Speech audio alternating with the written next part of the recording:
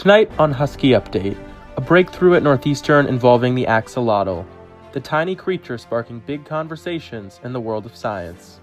Also tonight, the government shutdown's ripple effect, how stalled federal funding is disrupting research right here on campus.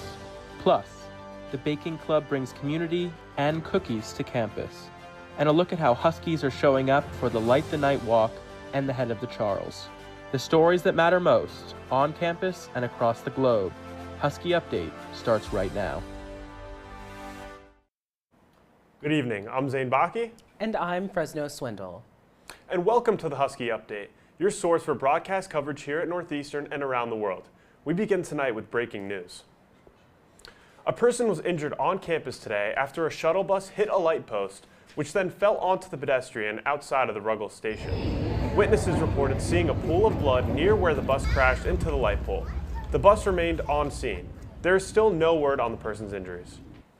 Following a successful turnout for the first nationwide No Kings protests surrounding a swath of Trump administration policies, a second round of demonstrations are planned to take place tomorrow, October 18th. The Educational Freedom Project has reached out to NUTV to stress the importance of showing up to defend the tenets of our democracy and our freedom as students. They invite Northeastern students to join them at the Krinsman Quad at 11 a.m. tomorrow to attend the protest together. We are now in the third week of the federal government shutdown, which has been causing disruptions across the country. NUTV's Andrew Longo digs deeper into how it's impacting us here at Northeastern. Over 2 weeks ago, Congress failed to pass legislation to continue to fund the federal government, causing it to shut down. Now we know what this means for our national parks and federal agencies, but its impacts trickle down right here to the halls of Northeastern, where funding is already beginning to dry up.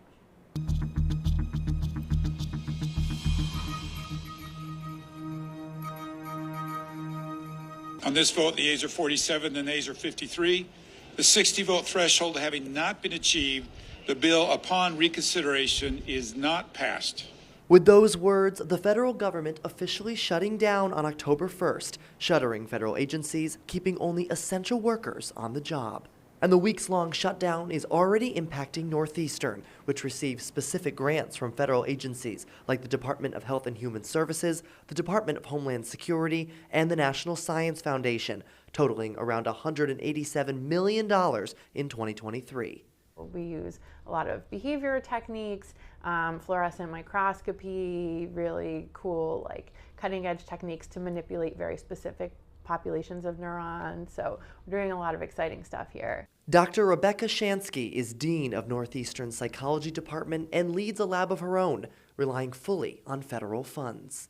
It's really scary. We haven't been in a position like this before where everything suddenly, you're just staring off a cliff. A government shutdown means future research grants are on pause. Because the government is shut down, the review process can't happen.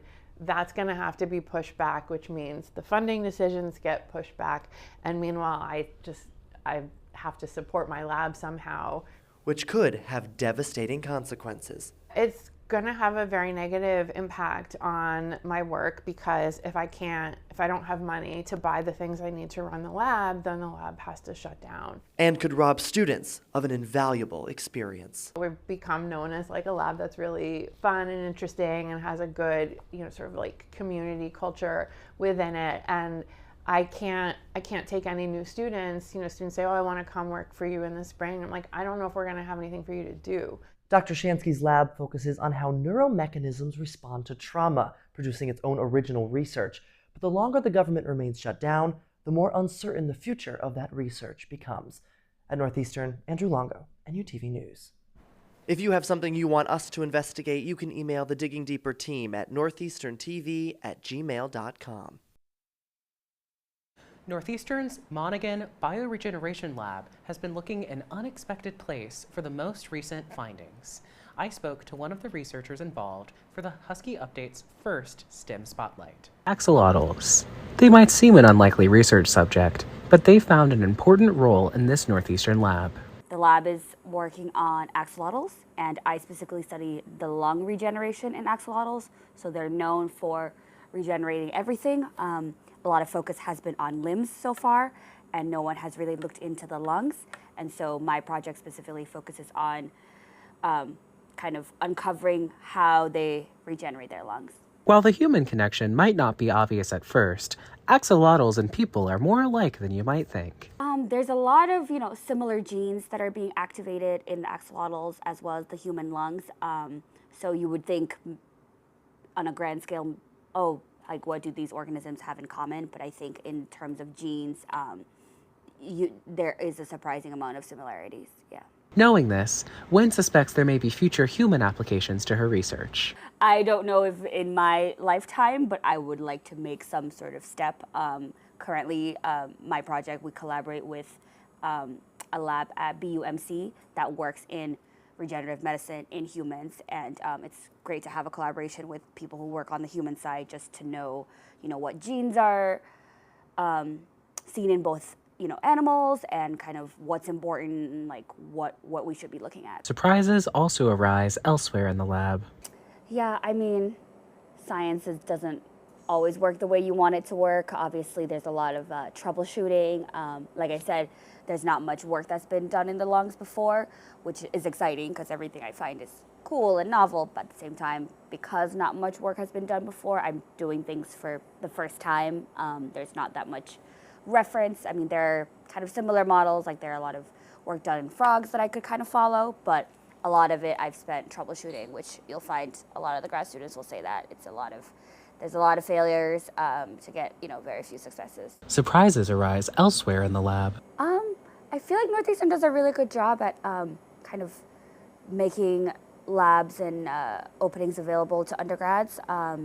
But I think, being proactive, if you are taking a class with a professor that has a lab, or, I would say kind of try to connect and talk to professors, even if their lab is not maybe open for undergrads, maybe they'll know of someone else. So I would say kind of reach out and put yourself out there.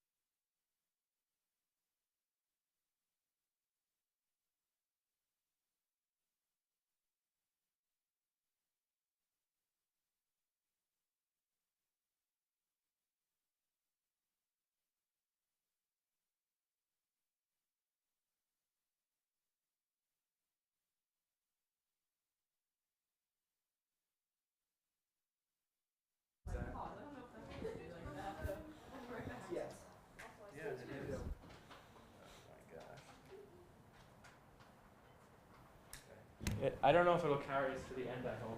But you want to put that in there?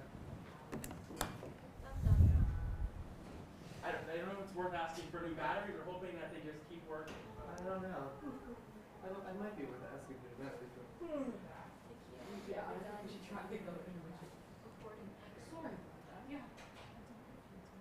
What's the plan? Eve.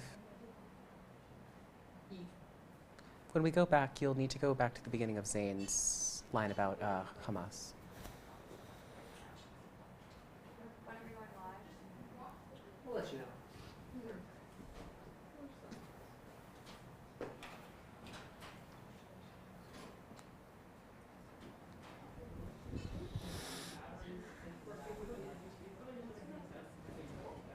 Fun.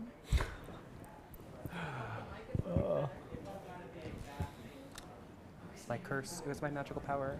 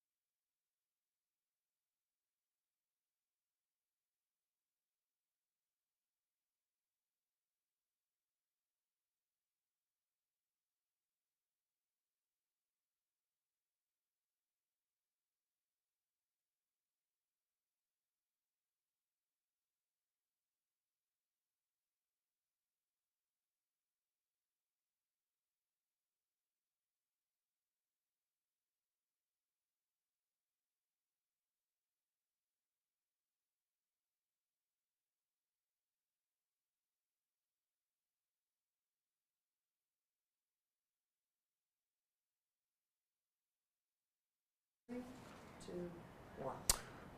We apologize for the brief interruption. This past Monday, the first part of President Trump's 20-point peace plan in Gaza was implemented and the remaining hostages were returned after 2 years in captivity by Hamas. This marked the end to the 2-year war. Since the ceasefire was established and the hostages were returned, there has been intense rivalry between Hamas and other rival groups about reasserting their power, leading to a public execution and an estimated 33 Gazans killed. The body of another deceased Israeli hostage was returned today. After 738 days in captivity, the 20 remaining living hostages kidnapped by Hamas were returned. The first part of Trump's deal also included the return of the remaining 24 deceased hostages. 4 were returned, but one body was found not to be the one reported hostage. The Gaza peace plan called for Hamas to hand over all remaining hostages by Monday, October 13th. Hamas has been accused of delaying their return. On October 10th, former presidential candidate and opposition party leader Maria Corina Machado won the Nobel Peace Prize for her work in fostering democracy in Venezuela despite growing authoritarianism from Nicolas Maduro, the current Venezuelan president, who has served since 2013. Machado, a target of the Maduro administration, thanked Donald Trump for his support of the, quote, Venezuelan people in her post recognizing her on X. On Wednesday, President Trump said he authorized the CIA to conduct, quote, covert actions in Venezuela, according to the New York Times. This comes after weeks of military attacks on Venezuelan ships allegedly transporting drugs. The most recent attack occurred yesterday, where it was confirmed for the first time that there were survivors taken into custody after the strike. The stigma surrounding the causes of autism have surged due to recent attention from the Trump administration. NUTV's Elizabeth Chalmers spoke with Northeastern professors who are deeply involved with the autistic community. Tylenol has been under fire recently as the U.S. Secretary of Health and Human Services, Robert F. Kennedy Jr., continues to claim Tylenol use by pregnant women is linked to autism. It's a story that's been heard before. The so-called autism epidemic has been one of Kennedy's main talking points since he took office earlier this year. While scientists have been repeatedly disproving any link between Tylenol or vaccines and autism, Kennedy has continued to spread the claim. There's no known cause, and there is a huge increase in the incidence, but that's because now we're better able to identify. Kimberly Ho is an assistant clinical professor and speech-language pathologist at Northeastern and has worked extensively with members of the autistic community. She says that the misinformation surrounding the autistic community is extremely harmful to their mental health. This misinformation of, oh, this is a way to cure who you are, I mean, it's of course misinformation, but it's also not the information that's going to help us to, support people that are autistic. For Kimberly, the idea of a disability actually comes from the perspective of neurotypical people. Many members of the community will say that yes, it is a disability, but it's also identity. For an autistic person, a lot of environments are not accessible because of the overwhelm or because the expectations of these neuronormative behaviors of coming up to someone and introducing yourself. And Jeff Howe is a journalism professor at Northeastern whose son, Finn, is autistic. He touches on this and RFK Jr.'s claims about autism in a column he just wrote for The Unheard.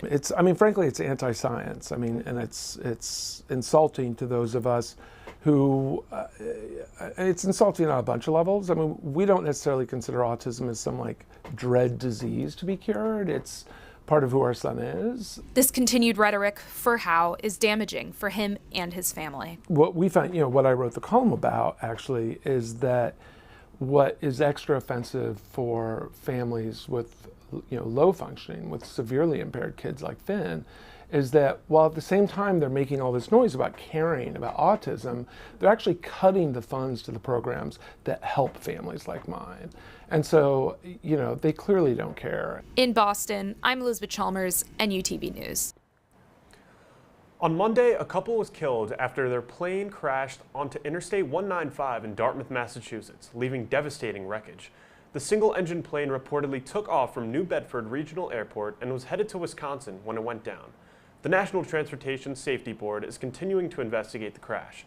The plane was flying during the northeaster, but it's unclear if that had anything to do with the crash. A woman on the ground was also injured in the accident.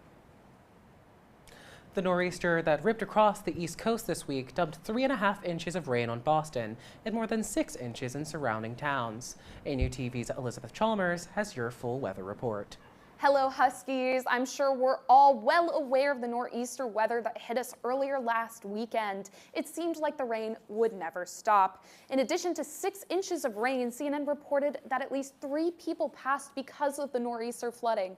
Luckily, that weather did calm down a couple days ago, and it seems like that trend will continue through to the weekend. Saturday, we're looking at much of what we saw today with a high of 60 degrees and some sun. Sunday will be even warmer with a high in the mid-60s. Lows this weekend will remain in the low 40s with the exception of Sunday, which will have a low in the mid-40s. But the rain is unfortunately returning with early next week. We're looking at a significant chance of rain Monday around 80%, and the chances stay around 50 to 60% Tuesday and Wednesday. It looks like it's going to be a pretty wet week through to the end of the week, so dry out your raincoats, grab your umbrellas.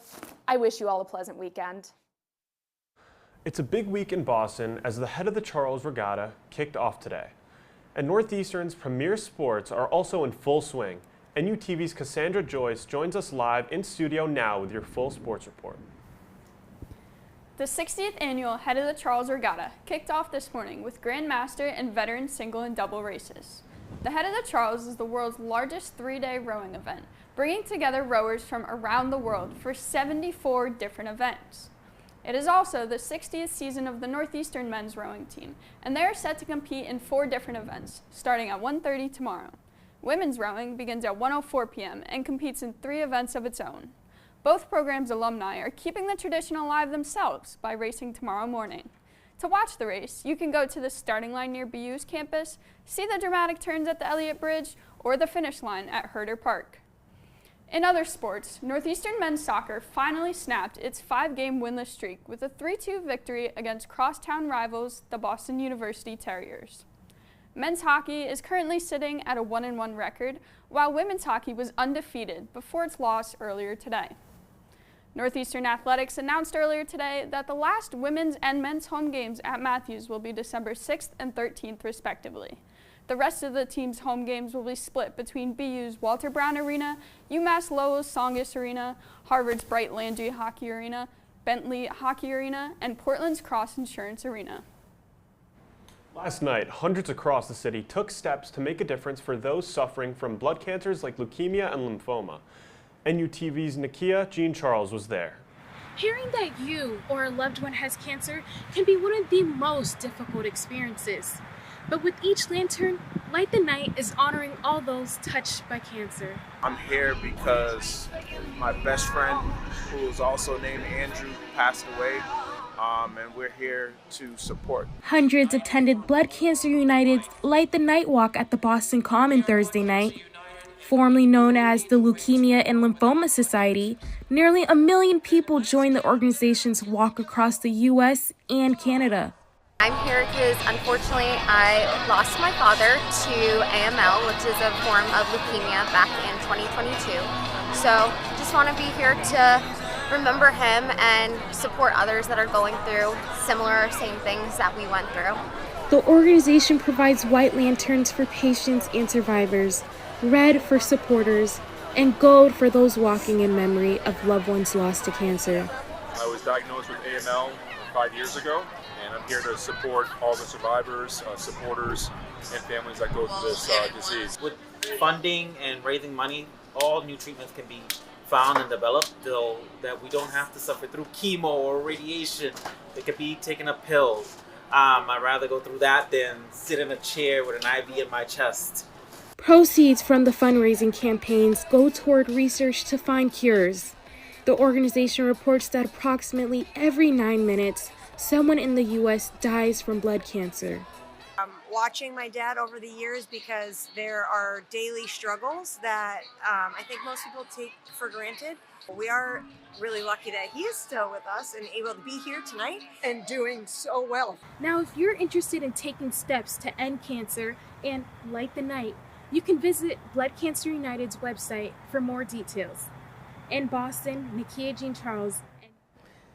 The Hey Mamas performative mask competition is being held in the Boston Commons Bandstand this Sunday at 4 o'clock.